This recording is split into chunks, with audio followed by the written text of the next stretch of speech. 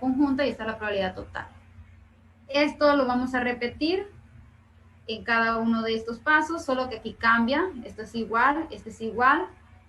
¿Qué pasa cuando el lote es malo? Pues la probabilidad cambia, que sería el 2%, 0.100 del 20% multiplicado por el 50%, que aquí nomás nos dijeron que mientras los lotes sean considerados como malos, la mitad salieron defectuosos y la otra mitad no defectuosos. Estamos en la rama de los defectuosos, entonces el 50% me van a salir malos.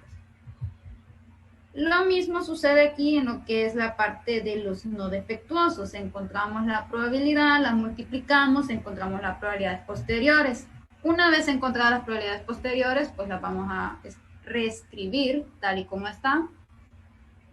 El siguiente paso pues es lo mismo que vimos en el primer ejercicio. Vamos a multiplicar la retribución con la probabilidad y la vamos a sumar con la multiplicación de la otra retribución del otro estado con la probabilidad posterior. El resultado lo vamos a escribir en el nodo 8. Lo mismo sucede en los otros nodos. El resultado se va a escribir en el nodo, o sea, vamos a ir subiendo de nivel. Empezamos desde lo más bajo hasta llegar a los primeros nodos.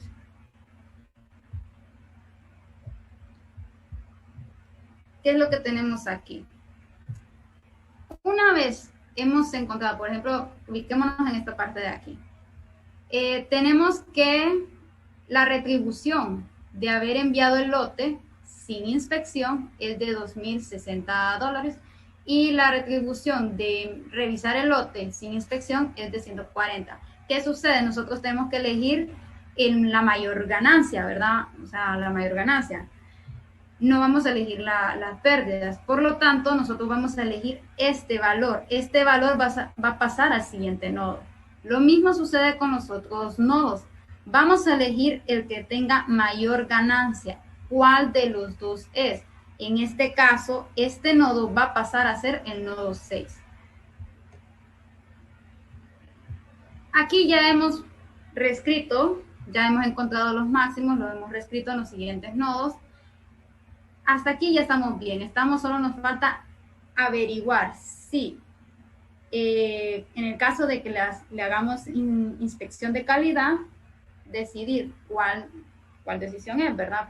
Sin embargo, aquí tenemos una probabilidad en los defectuosos y en los no defectuosos. La probabilidad de que sea defectuoso es de 0.18. ¿De dónde sale esa probabilidad? Esa probabilidad es la probabilidad total de la alternativa I, o sea, la probabilidad total. Lo mismo sale aquí, el 0.82 es lo mismo la probabilidad total de que salga no defectuoso. Entonces, para poder encontrar el valor que va a ir en el nodo 3, se va a hacer la multiplicación de esta retribución por la probabilidad más la multiplicación de esta retribución por la probabilidad de que no sea defectuoso. El resultado se coloca en el nodo 3 y el siguiente paso pues sería elegir que ¿hacemos inspección o no hacemos inspección? Si hacemos inspección, recordemos que tenemos que quitarle $100 porque nos cuesta eso. Y en caso de no hacer inspección, pues no tenemos que quitarle nada. Dado que al quitarle los $100 sale menor, entonces por lo tanto decidimos no hacer inspección de calidad y enviar el lote al cliente. Bueno, eso ha sido todo por nuestra exposición. Si tienen algunas consultas, preguntas, estaríamos abiertas a todo. Gracias. Bien, así de forma rapidita, no sé si los compañeros tienen preguntas.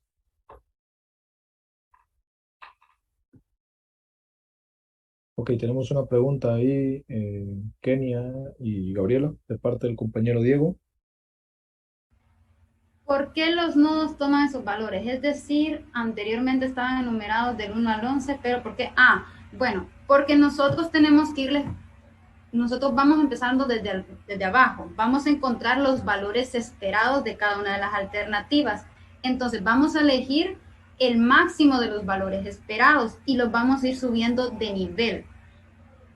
Porque a diferencia del anterior árbol, nosotros solo teníamos un nivel. En este caso tenemos varios niveles, tenemos que decidir varias cosas. Entonces por eso se va a ir subiendo.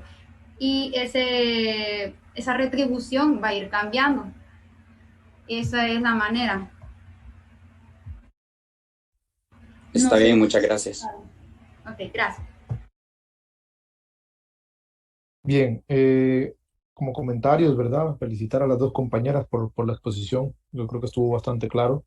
Eh, Al resto de compañeros, si se fijan, esta es una aplicación de teoría de probabilidades, digamos, que para comprenderlo, pues basta, ¿verdad? Con muchas de las cosas que vimos en la primera unidad, de hecho, ¿verdad? Y es una aplicación muy interesante porque la podemos resumir en una especie de propagación hacia atrás, digamos, ¿no?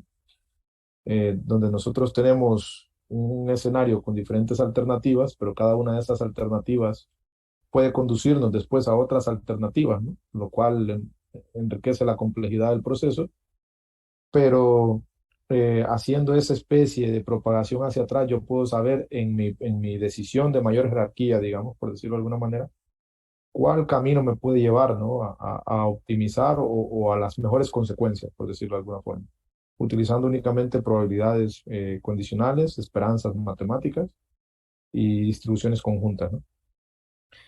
Una cosita, me llamó la atención la notación que usaron para las conjuntas y para las esperanzas. ¿En qué referencia se apoyaron? En un libro de teoría de probabilidades, condiciones bajo riesgo, teoría de Tal, juegos e incertidumbre. tal vez Kenia me lo puede dejar por ahí por el chat, porque sí, la notación que emplearon, yo es primera vez en lo personal que la veo, ¿verdad? Es La verdad, a mucha, mí también me costó entenderle, pero al final, cuando hice el ejercicio, le agarré y dije, esto es lo que sí, quiere, pero último momento dije yo voy a agarrar y copiar. sí, son muchos de los conceptos que aparecían son conceptos que hemos visto en clase, pero con una notación un poco distinta, ¿verdad? Eso es lo que me llamó la atención. Y más que todo, lo que cambia ahí sería por los estados y las Sí, alternativas. sí, yo es primera vez que veo esa notación, pero bueno, tal vez sea de algún libro de la escuela soviética, ¿verdad? Que suelen cambiar mucho las notaciones. Ahí si me lo puede dejar en el chat, se lo agradezco. Yo la única observación que les haría ya buscándole, ¿verdad? Algún pero sería un poquito lo del tiempo, pero en general, pues, felicidades, ¿verdad? Estuvo bastante clara la explicación. Bueno, pues para no quitarle más tiempo al compañero Tobías, le voy a dar derechos a Tobías ahorita para que pueda compartir y les recuerdo a todos que deben dejar sus valoraciones en el chat, ¿verdad? A los compañeros. Listo, Tobías. En teoría ya puede.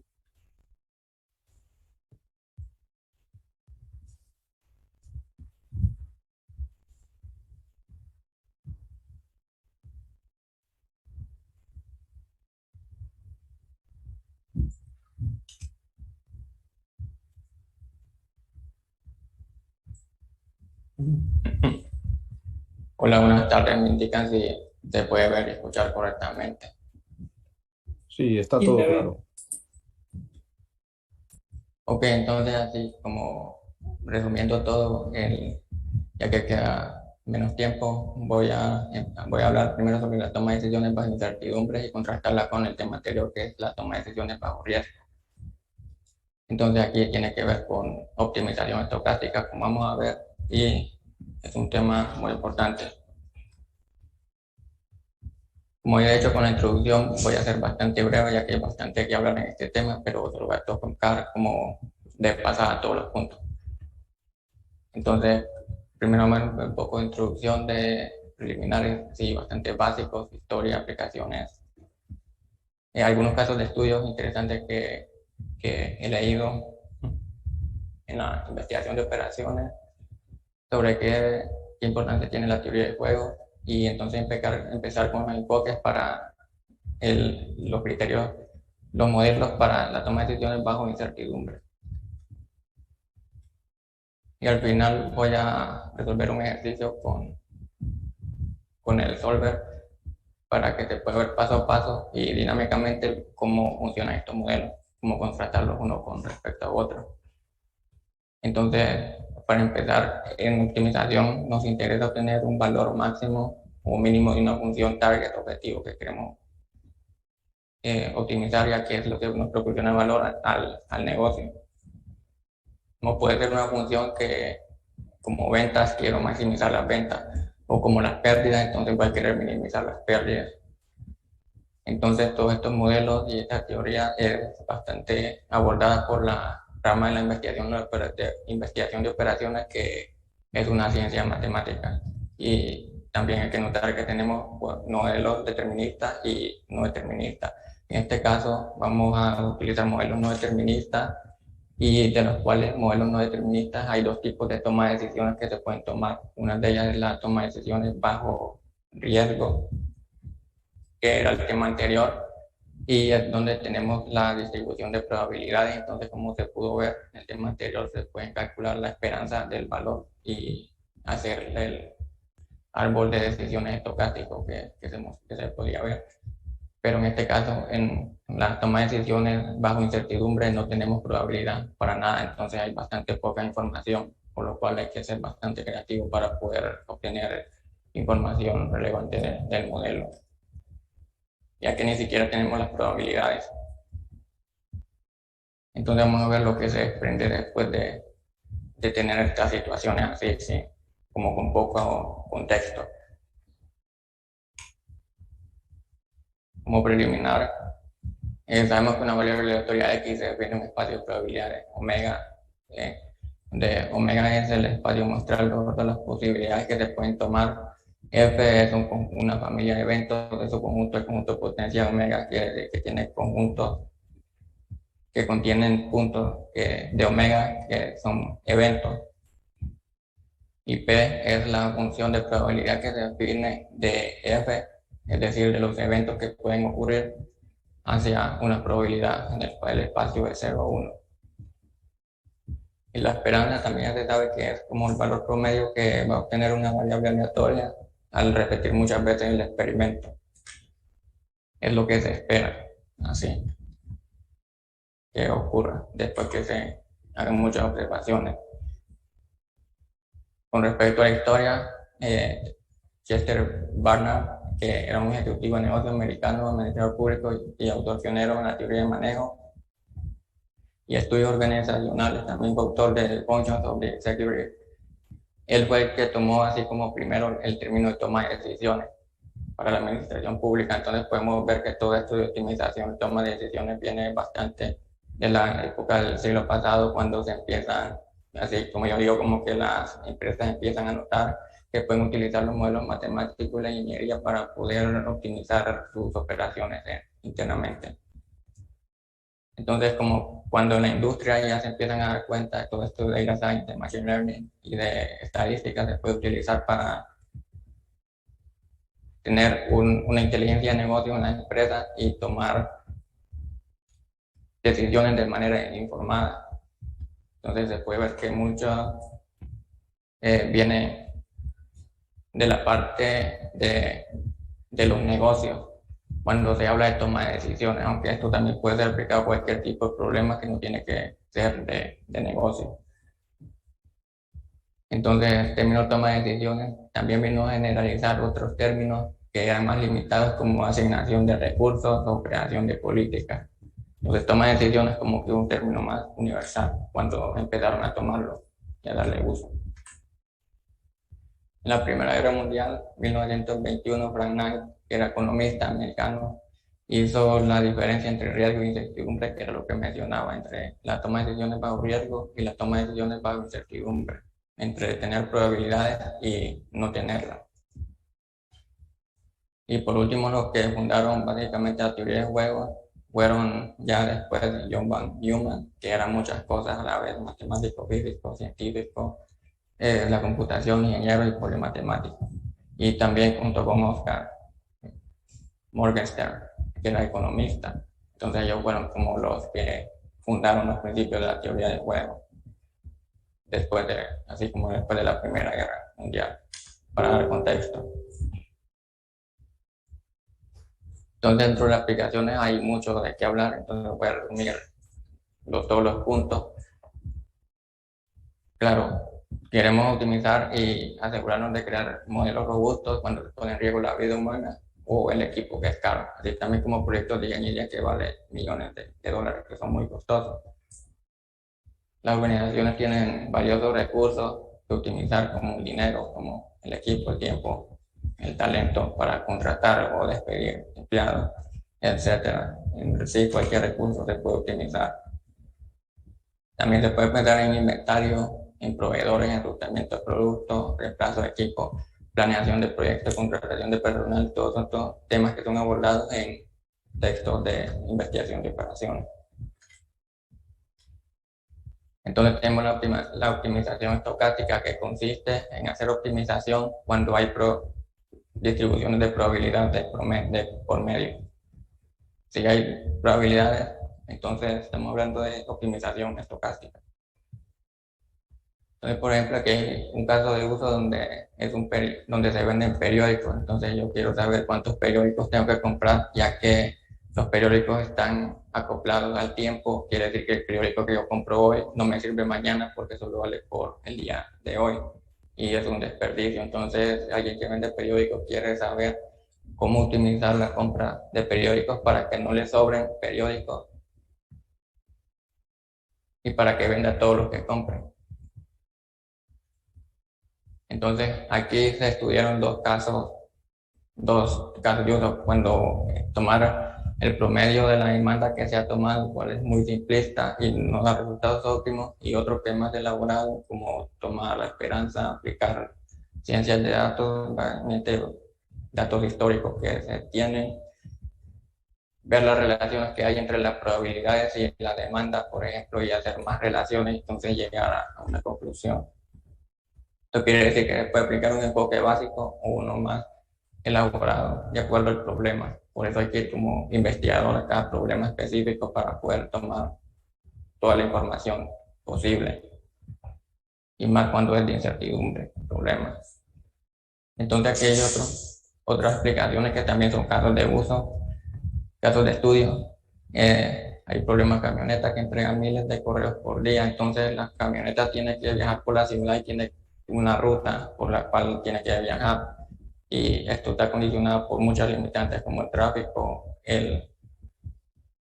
si tiene que pasar por aduana, por ejemplo, o si tiene que, por muchas variables en la vida real. Entonces también está la producción de semillas. En este caso de estudio, ellos aplicaron un modelo determinista, el cual funcionó mejor que el modelo in-house que ya tenía la organización desarrollado, y luego agregaron no determinismo a ese modelo, el cual mejoró aún más los resultados que ya había dado por agregar más información a ese problema. También aplicaciones en la macroeconomía, y aquí se pudo ver el uso de la optimización robusta. Esto quiere decir que no todo es meramente matemático, sino que en la vida real hay cosas que no tienen nada que ver con la matemática, como las leyes. Entonces las leyes cambian y son interpretadas, y hay que tener en cuenta todos estos cálculos que no tienen que ver con matemáticas directamente, porque si la ley cambia, y entonces yo tengo varios modelos que se pueden seleccionar, pero hay que seleccionar como una configuración adecuada que haga match, que haga fit al problema, que se ajuste el problema que estoy resolviendo, porque si tomo un modelo que no sea adecuado a esta toma de decisiones, no va a servir. Y por tanto hay que ser más robusto y agregar como más parámetros y una configuración más inteligente de los modelos que se van a utilizar. Esto es optimización robusta. También está la parte de finanzas, donde se puede destacar la optimización de portafolio.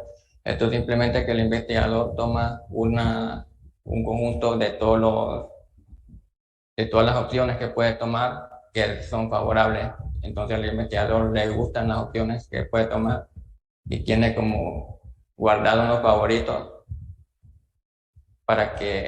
como un portafolio para que pueda escoger de ahí. También se puede estar cargando la pandemia de COVID-19, en donde hubieron muertes, pero muchas tenían que ver con enfermedades base. Entonces la relación es más una correlación que una relación de causa-efecto. por ejemplo, pues se da muy a menudo. Y por último, uno muy interesante, la energía renovable. Entonces, este es inherentemente incierto, porque el tiempo puede cambiar todo el tiempo, siempre.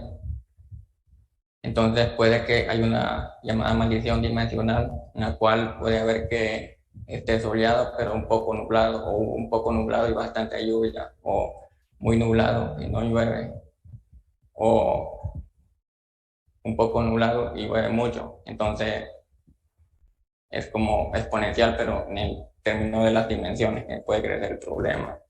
Entonces, esto es muy incierto, este problema de la energía renovable. Entonces, estos casos de estudios los tomé del Imperial College London, pues son investigadores matemáticos que en the UK, Inglaterra, que utilizan técnicas para abordar problemas de incertidumbre. Ellos utilizan planes para recobrarse cuando no se pasa lo que se espera. Utilizan probabilidades para tomar decisiones más informadas y también hacen uso de toma de decisiones por fase. Tal vez explique esto un poco más adelante con un gráfico. Entonces aquí tenemos la teoría de juegos, donde hay dos oponentes inteligentes que quieren competir, superarse uno al otro. Y entonces tenemos un jugador y que va a tomar un movimiento, tenemos estrategias, que son las acciones que puede tomar, tenemos el pago, que es lo que recibe si toma una buena jugada y gana un movimiento, por ejemplo. Y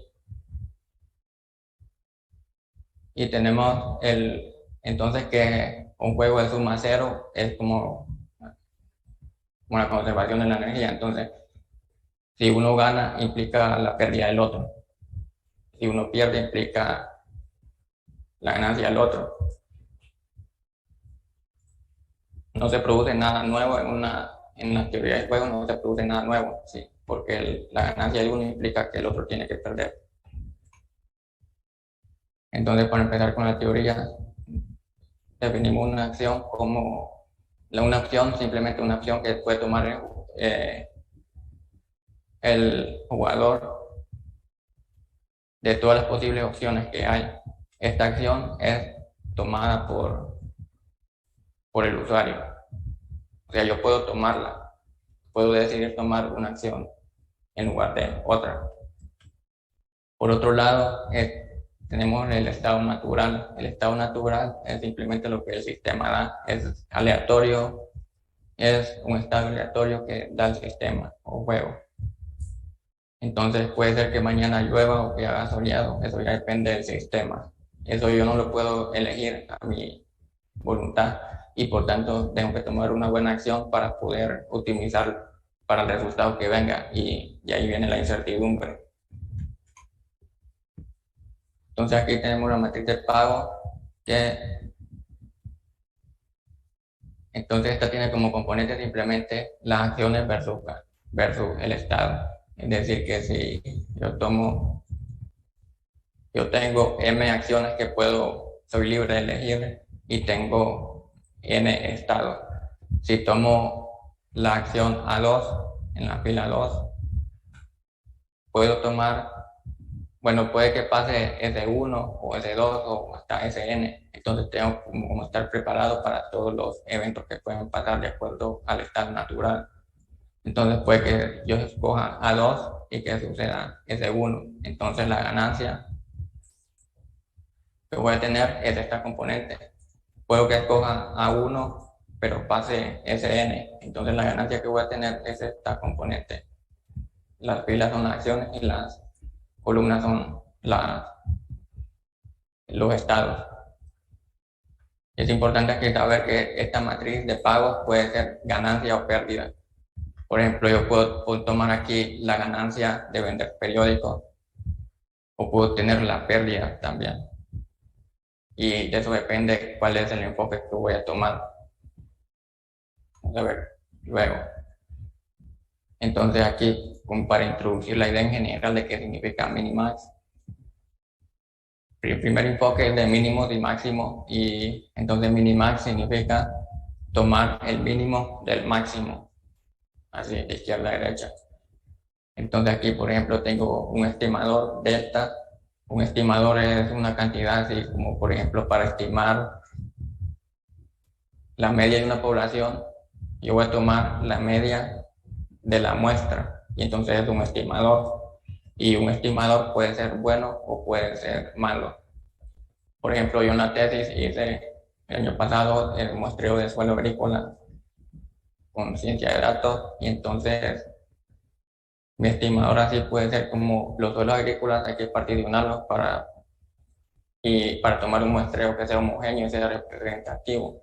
Entonces, si es representativo, es como una gota de sangre, puedo tomar una gota de sangre y esa es homogénea ya que toda la sangre de todo el cuerpo es lo mismo. Entonces, estudiar una gota de sangre es lo mismo que estudiar toda la sangre del cuerpo. Entonces, es una muestra homogénea. Ahí tendría un buen estimador. Y al particionar los suelos agrícolas, entonces pueden que hayan áreas que sean en construcción o que sean de diferentes tipos. Entonces, biológicamente las propiedades de los cultivos, lo que define las propiedades de los cultivos es la variedad, esa es la propiedad biológica para determinar si un suelo es homogéneo, si puede hacer muestreo. Entonces ahí yo empiezo a crear una partición y ahí puedo hacer el muestreo. Entonces no necesito ir a ver todo la población completa, todo el suelo absoluto, completo, sino solo tomar un muestreo estratificado, por tanto los estratos de subconjuntos que forman una partición, subconjuntos homogéneos. Entonces esto tiene que ver con que aquí este estimador sea bueno o sea malo. Entonces es como la decisión que voy a tomar. Entonces aquí esta función R es el riesgo. Esto, aquí la notación puede variar un poco, pero esto es solo como una introducción para empezar a ver el modelo en sí. Entonces puede ver que el sentido que tiene el minimax es ver, yo tengo el riesgo para la decisión que puedo tomar sobre todos los posibles estados que pueden ocurrir. Es decir, si llueve, por ejemplo, si hace soleado, todo lo que puede pasar. Y ese riesgo lo maximizo. O sea que esta ecuación de aquí, R máximo, me indica lo peor que puede pasar. Es como una cota inferior para lo peor. Entonces, al aplicar la regla minimax, se trata sobre minimizar lo peor que puede pasar. Yo calculo, o sea, yo soy conservador y quiero ver el peor de los casos para tener como una cota, como ir por lo seguro, se puede decir, una cota inferior. Y entonces lo que tengo que hacer es minimizar lo malo, minimizar lo peor. En otras palabras, escoger lo mejor de lo peor. Porque yo no sé qué es lo que va a pasar en el estado natural. Yo solo puedo controlar las acciones o el delta. Entonces aquí se puede ver que el delta mínima es el mínimo del riesgo. Y este es el sentido que tiene la regla de minimax. Entonces aquí en este gráfico también se pueden ver algunas consideraciones. Por ejemplo, delta 1 y delta 2. Este gráfico es de riesgo versus todas las opciones que pueden pasar del estado natural. Pero aquí, entonces, por eso hay que tomar una optimización robusta y saber lo que se va a escoger. Porque yo puedo tomar delta 1 considerando que tiene un riesgo menor que delta 2, porque aquí en estos extremos es inferior que delta 2, pero en general delta 2 me da una mejor solución porque en la mayor parte del tiempo tiene menor riesgo que delta 1. Entonces esto lo digo como idea conceptual para que se entienda que no hay una fórmula establecida de saber qué modelo tengo que aplicar y por tanto no determinista y es incierto. Puedo tomar una combinación agregando más información de la que ya tengo para que pueda ver todas las opciones que tengo. Es que si tomo una, solo por el criterio de que esta está debajo de la curva de la otra, entonces en realidad no va a ser un buen resultado, porque delta 2 la mayor parte del tiempo está por debajo, aunque solo aquí en los extremos se encuentre por arriba. Ya después de esta parte conceptual, tenemos que las diferentes variantes del Maximax, el cual este es un enfoque liberal y toma lo mejor de lo mejor. Entonces aquí se puede ver en la tabla que simplemente esta es mi matriz de pagos, la utilidad, y aquí tengo las acciones versus los estados naturales del sistema.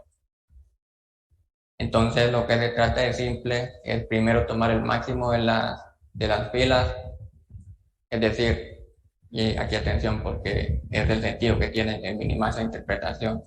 Si tomo el máximo de las filas y esta matriz de pago es de ganancia, entonces yo estoy suponiendo que el estado natural, la naturaleza, que es de carácter aleatorio, va a estar a mi favor.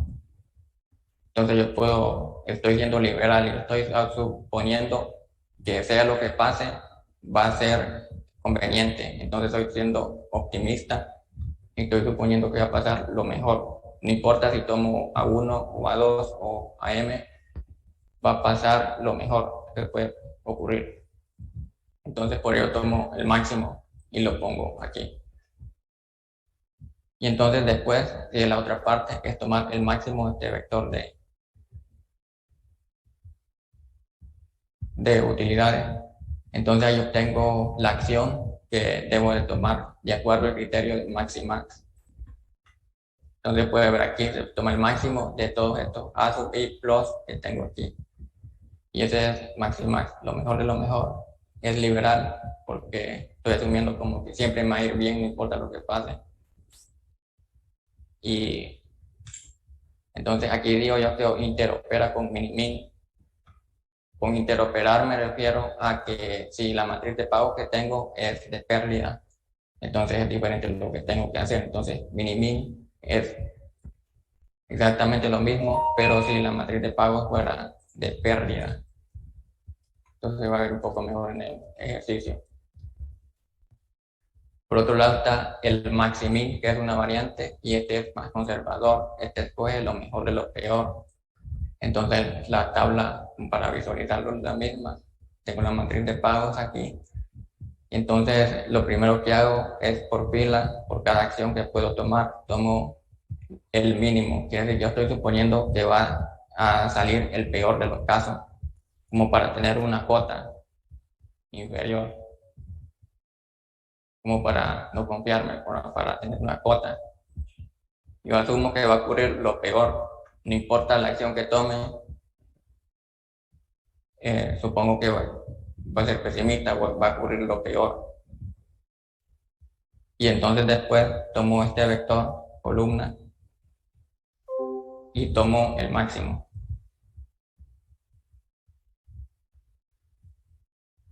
Ok, tomo el máximo y entonces por eso es maximin, porque primero tomo el mínimo por fila y luego tomo el máximo por columna. Eso es lo mejor de lo peor. Y de la misma forma, si esta es una matriz de pagos que es pérdida, esta interopera con minimax. Entonces aquí se puede ver un poco más formalmente cómo está dado, que simplemente tomar los máximos y los mínimos en esa matriz. El siguiente, el tercero, es el de Hurwitz. Este es un poco como más inteligente que los dos anteriores, ya que introduce un índice de optimismo y este es un valor alfa que está entre 0 y 1. Entonces, si con un criterio era optimista, va a pasar lo mejor de lo mejor, y con el otro era pesimista, conservador, suponiendo que va a pasar lo mejor de lo peor. Y recordar aquí que yo puedo escoger la acción que voy a tomar, lo que no puedo escoger es el estado natural que va a pasar, porque es aleatorio. Entonces, por ejemplo, yo puedo escoger la primera parte, el maxi, que es la acción, pero no puedo escoger la segunda parte, que es el mínimo. Entonces, en el criterio Hurwitz, con este alfa índice de optimismo, yo puedo ser en un espectro desde pesimista hasta optimista. Y está de más decir que si tomo alfa igual a 0, se convierte en pesimista, en maximista. Y si tomo alfa igual a 1, se convierte en optimista, que esto es maximax, que esto va a ir en la simulación. Entonces, aquí está la tabla, tomo una acción, tomo el máximo por fila, el mínimo por fila, igual que anteriormente, y para curvas tomo un peso promedio, que es simplemente un peso. Como alfa de optimismo, entonces alfa por el máximo en esa fila, más 1 menos alfa por el mínimo en esa fila. Y claro, 1 menos alfa es pesimismo, y aquí yo tengo un 0.3 de optimismo, entonces mi optimismo será el complemento de su 0.7. Y aquí se puede ver un poco formalmente cómo se elabora el sistema. El otro criterio es Laplace. El de Laplace es liberal y simplemente dice que si nosotros no sabemos la probabilidad que tiene de ocurrir el sistema porque es bajo incertidumbre, entonces hay que suponer que todos los estados naturales tienen la misma probabilidad de ocurrir, es decir, una distribución uniforme. Por tanto, tengo n estados naturales, la probabilidad de que ellos ocurran será 1 sobre n. Esa es la suposición del criterio de Laplace. Y después de hacer este cambio pequeño aquí, el problema se reduce a un problema más pequeño, importante notar, ya que una vez yo pongo las probabilidades, ya tengo toma de decisiones bajo riesgo porque tengo la distribución de probabilidades de aquí. Como yo tengo probabilidades, entonces aplico el enfoque anterior de la toma de decisiones bajo riesgo y tomo el valor esperado y simplemente tomo el máximo para ver la opción que era el tema de exposición anterior bajo riesgo. Por último está el criterio Savage, el cual es un poco más elaborado, ya que aquí hay que definir la matriz de pérdida o arrepentimiento. Esto quiere decir que yo tengo que ver cuánto me voy a arrepentir si tomo una solución y por qué debería aplicar Savage. Entonces, esto se va a ver a continuación. Esto es el formalismo, pero se puede ver simplemente lo que se hace para construir esa matriz de arrepentimiento. Aquí hay un caso particular donde tengo una matriz de pagos que esto representa pérdidas. Entonces aquí yo tengo 11.000 de pérdidas, tengo 90 de pérdidas, 10.000 y 10.000 de pérdidas, dependiendo de la acción que tome y lo que pase, ya sea S1 o S2. Entonces aquí se tiene que notar que, como decía, no hay una fórmula para resolver un problema bajo incertidumbre, entonces aquí yo puedo ver que tengo un punto atípico porque no tiene que ver con el valor numérico de los demás, está bastante aislado y por tanto hay que prestarle especial cuidado. Si como es de pérdida, yo voy a aplicar minimax porque quiero maximizar la pérdida para ser conservador y suponer que va a pasar lo peor. Y después tengo que minimizar esa pérdida para obtener lo mejor de lo peor. Entonces si yo aplico minimax, aquí simplemente primero maximizo por fila, entonces voy a tener 11.000 en la primera y 10.000 en la segunda. Que eso sería la pérdida, lo peor que puede pasar porque maximicé. Luego aplico el mínimo de eso que calculé para minimizarlo, es decir, después lo mejor de lo peor, la menor pérdida que puedo tomar. Entonces, como aquí es 11.000 y abajo es 10.000, esto me produce A2, entonces el criterio minimax me dice que tome A2 como acción óptima. Pero ahora voy a calcular la matriz de arrepentimiento, que es R. Como aquí es pérdida, entonces hay que aplicar esta ecuación, la segunda, y es simplemente para una columna y el valor de la componente que estoy computando, le resto el mínimo de todos los demás valores que tengo en ese vector. Es decir, yo quiero calcular R 1,1, entonces yo tengo que tomar 11.000 y le resto el mínimo de toda esa columna. El mínimo de toda esta columna es 10.000, por tanto tomo 11.000 y el resto 10.000. Y aquí me queda 11.000, ya que eso es lo que me arrepiento en el peor de los casos. Es decir, si yo tomo, si llega a suceder 1,1, yo voy a tener una pérdida de 11.000, pero yo podría haber seleccionado a 2 en ese caso particular. Entonces, a 2 me produce una pérdida de 10.000. Por tanto, si yo llego a seleccionar a 1 y resulta que ocurre 1,1 en esta componente, el arrepentimiento que yo voy a tener es de 1.000 unidades. Porque yo pude haber seleccionado, en ese caso particular, como digo, yo pude haber seleccionado a 2 y entonces hubiera tenido un arrepentimiento de 0. Porque 10.000 menos 10.000 es 0. Y aquí, de la misma manera, tomo 90 y le resto el mínimo de esta columna. Entonces el mínimo es 90. 90 menos 90 es 0. Y acá tengo 10.000 de pérdida. Y le resto el mínimo. Entonces me quedan 9.910. Lo que quiere decir que si tomo a 2 y ocurre por probabilidad que el estado sale S2, entonces yo me voy a arrepentir 9.910 unidades, porque si yo hubiera tomado a 1 en ese caso particular, no me hubiera arrepentido de nada, porque es el que me produce menos pérdidas.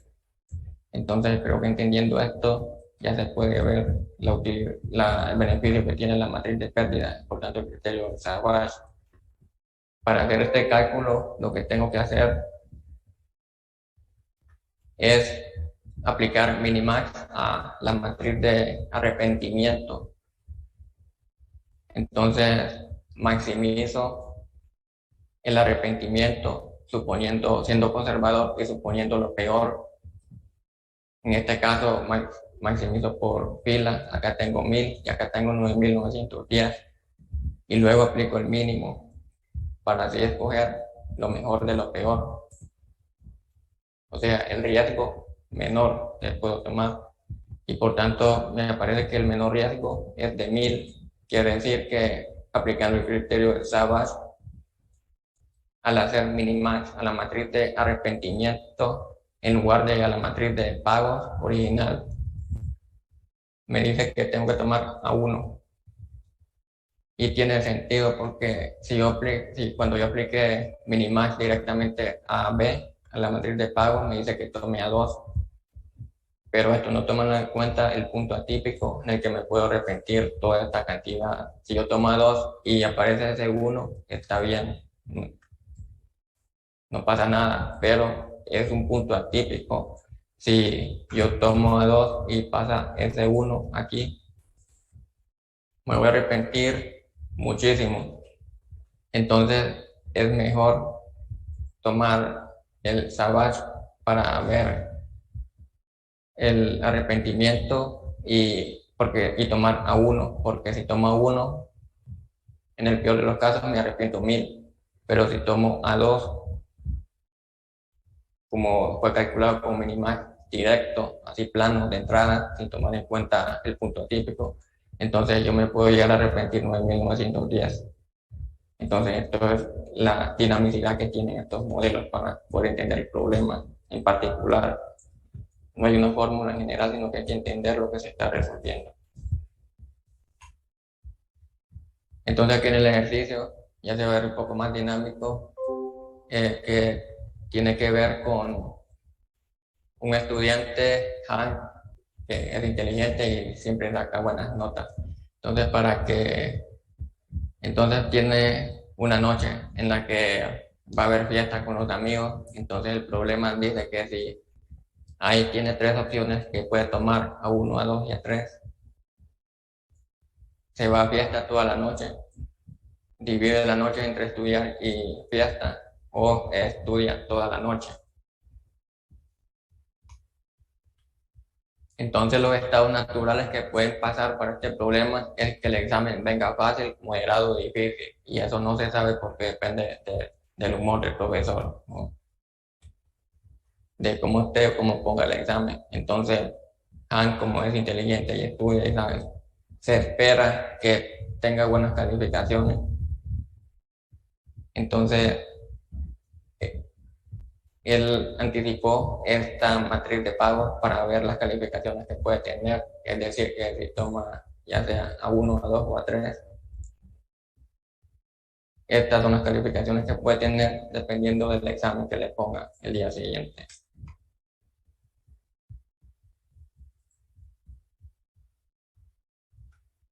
Entonces aquí voy a abrir el Solver. Esta es una aplicación que yo hago para resolver los problemas. Entonces aquí tengo el ejemplo cargado. Este es el mismo ejemplo de la presentación, exactamente el mismo, es del libro de Taja. Entonces aquí pongo el número de acciones, que son 3, y el número de estados naturales, que son 3, es decir, tengo una matriz de 3 por 3. Entonces, esta es una matriz de ganancia, ya que lo que tengo en la matriz de pago, que es esta, que se mira aquí, son ganancias, son las calificaciones. Por tanto, quiero maximizar la nota que obtenga en ese examen. Entonces, es una matriz de ganancia. Entonces, aquí le pongo que es de ganancia. Entonces, al resolver el problema, los cálculos son bastante simples y se pueden seguir a la vista. Entonces, tengo acción 1, 2 y 3, que puede ser 1, fiesta toda la noche. 2, dividir entre fiesta y estudiar. Y 3, es estudiar toda la noche. Aquí se puede ver que si él puede estudiar toda la noche, seguramente va a tomar buenas calificaciones.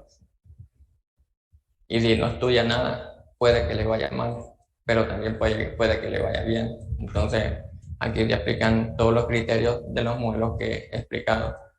Entonces, aquí tengo aquí como es de ganancia la matriz, estoy utilizando Maximin. El modelo lo genera el Maximin.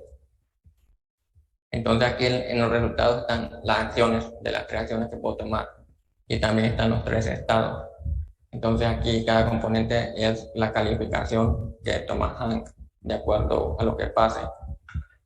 Para aplicar el criterio Maximin, como se puede ver aquí en los resultados, me dice que este enfoque es lo mejor de lo peor, es pesimista y conservador. Entonces Hank está asumiendo que va a tomar lo peor, que va a ocurrir lo peor, para asegurarse que no le vaya tan mal. Entonces minimizo por fila, aquí se puede ver el mínimo, tomo el mínimo cada fila, 40, 81, 82, y entonces maximizo luego esta columna, el cual el valor en negrita aquí, 82. Entonces, por tanto, la fila que pertenece a la solución es la acción 3, la cual es un modelo conservador, como he dicho, como dice el resultado aquí, ya que 3 es estudiar toda la noche. Lo conservador sería que yo estudie toda la noche si quiero que me vaya bien, y ni modo. Entonces, la acción 3 es la que toma el Maximin, lo mejor de lo peor.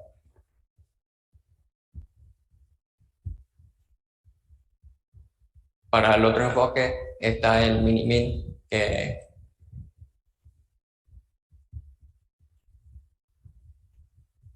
el Minimin es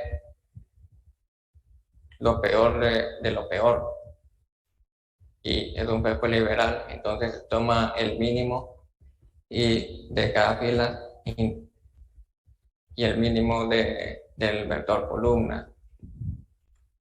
Aquí hay que ver el Maximax, que es el que interesa en este caso, cuál es lo mejor de lo mejor. Aquí estoy siendo optimista y tomo el máximo en cada fila porque estoy suponiendo que como Han estudia, entonces le va a ir bien, no importa si estudia en la noche o si se va a la fiesta, entonces estoy viendo optimista y tomo entonces el máximo de la fila y en el mejor de todos los casos va a sacar 100.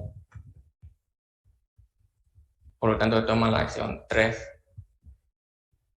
En el criterio de Urbex ya se toma un valor, un índice de optimismo en el cual aquí los pesos ya no son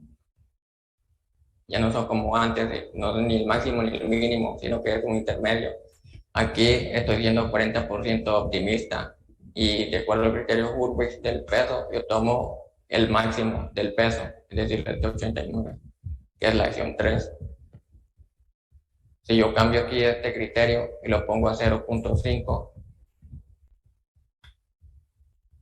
aquí se puede ver que ya cambió y toma 91 y tengo un 50% de optimismo. Y se sigue tomando la acción 3. Si yo lo tomo como 0, como había mencionado, entonces es pesimista. Urbex aquí, 0% optimista y por tanto este resultado es el mismo que se obtiene con el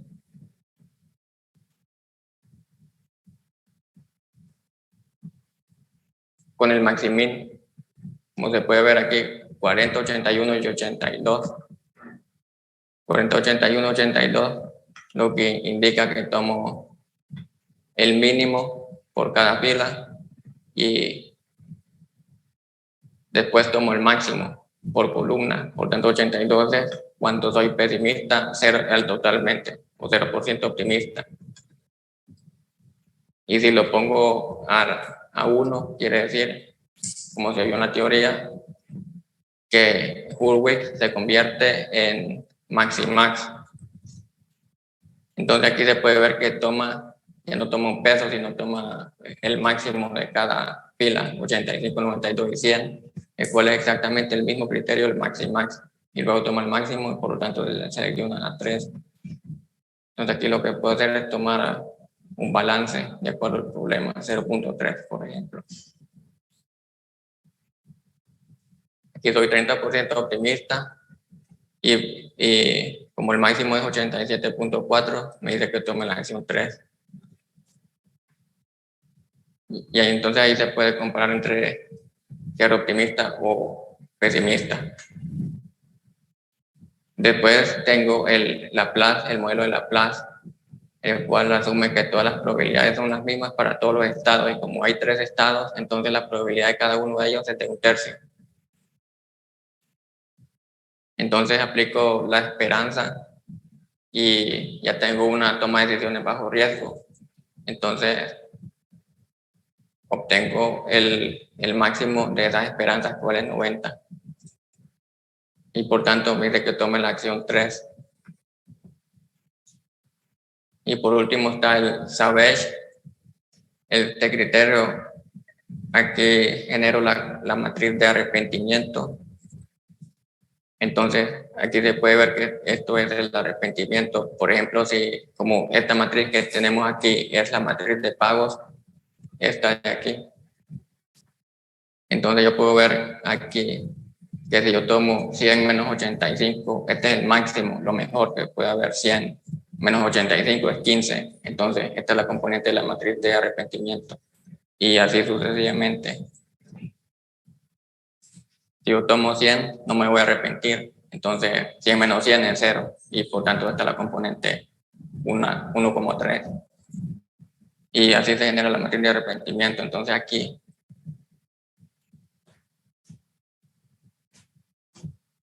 yo veo que la opción que me conviene más es la acción 3, porque la acción 3 es la que me produce el menor arrepentimiento que puedo tener, ya que si escojo acción 2, puede que me arrepienta un 8 puntos del examen, y si tomo la acción 1, que es fiesta toda la noche, puede que me arrepienta 42 puntos del examen, mientras que si decido estudiar toda la noche, no me voy a arrepentir en el peor de los casos.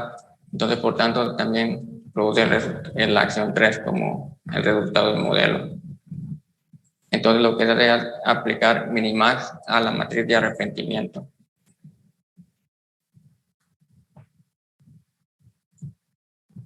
Entonces, para terminar de ver aquí un poco sobre la interoperabilidad que hablaba, si yo a esta matriz, a este problema, le digo que estas son pérdidas y no ganancias, entonces aquí me cambió a Minimax. El criterio pesimista me cambió a Minimax. Si yo le digo que son ganancias, me produce el Maximin, porque yo quiero minimizar las ganancias para suponer que va a pasar lo peor. Y si estas son pérdidas, entonces hay que interpretarlo como Minimax. Quiero maximizar las pérdidas primero para suponer el peor de los casos y luego minimizar esas pérdidas.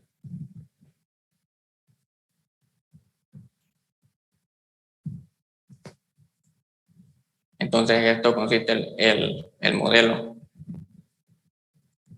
Y así como un extra, solo para terminar, aquí tengo un modelo de reemplazo de equipo.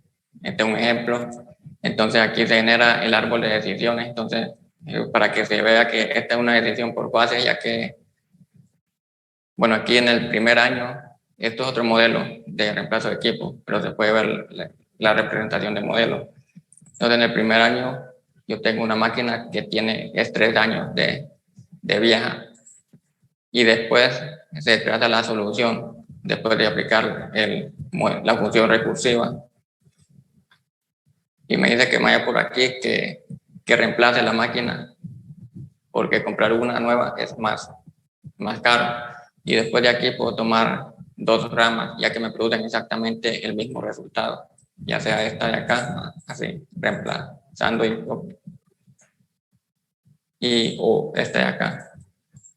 Entonces, primero yo tengo una fase aquí, y con esta decisión yo tomo otra decisión, y pues tengo otra fase aquí. Estoy tomando decisiones por fase. Y la diferencia de un árbol de decisiones estocástico, como el que se veía en la exposición del tema anterior, es que el árbol estocástico tiene las probabilidades tiene por lo menos un nodo que tenga probabilidades. Entonces, por aquí pueden que hayan 2 opciones con 0.3 y 0.7 probabilidad. Entonces ya sería un árbol de decisión estocástico. Y pues esto sería para complementar con la parte de la teoría. Entonces quedo pendiente con cualquier pregunta o observación que tengan al respecto. Bien, no sé, antes de hablar yo, si hay alguna consulta, alguna observación o algún comentario de los compañeros. Hice la aplicación, quiero saber cómo se llama la que utilizo para graficar ahí, para resolver. Tobías, la palabra es suya.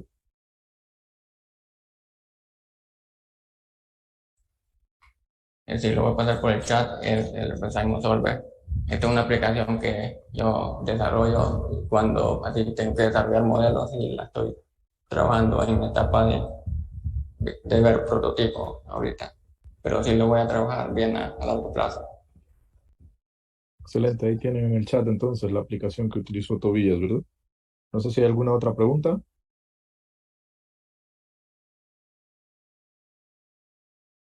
Bien, si no hay más preguntas, entonces felicitar a Tobías, ¿verdad? Por la presentación. Fue una presentación bastante completa. La única observación, nuevamente, ¿verdad? Sería que nos extendimos ahí un poquito en el tiempo, pero en descargo un poco, ¿verdad? Era, creo que el tema más denso que teníamos como propuesta, ¿verdad? Entonces, por ahí se entiende un poquito, ¿verdad? La extensión. Uno de los retos que uno enfrenta en este mundo académico es que generalmente si ustedes van a conferencias o congresos el día de mañana, siempre van a contar con poquito tiempo, ¿verdad? Y saber elegir lo que uno va a decir es tan importante como saber, ¿verdad? El tema en sí. O sea, un consejo es elegir bien las cosas fundamentales que se pueden explicar y las otras cosas que de repente son necesarias, pero que podemos asumir que el público lo sabe, se puede dejar para la sección de preguntas y eso, ¿verdad? Si alguien quiere una ampliación. Eso es una estrategia, ¿verdad? Porque usualmente como les digo, en el mundo académico, pues siempre se cuenta con poco tiempo para hacer las presentaciones y eso. Y luego hay una sección de preguntas para ampliar, ¿verdad? Pero en general, pues a mí personalmente me gustó bastante lo que Tobias nos presentó y felicitar a los dos grupos de hoy, ¿verdad? Que estuvieron bastante bien. Y bueno, Colbert sugiere, ¿verdad? Que sería bueno que ambos grupos compartan las exposiciones. De hecho, sí, yo les voy a agradecer, voy a abrir otro enlace de recursos en el campus y les voy a agradecer que si están de acuerdo, ¿verdad? Porque las presentaciones son autoría de los grupos, lo puedan subir ahí al campus virtual para compartirlo a todos. Listo, chicos, nos quedamos hasta ahí entonces. Hasta mañana. Feliz tarde. Claro que sí.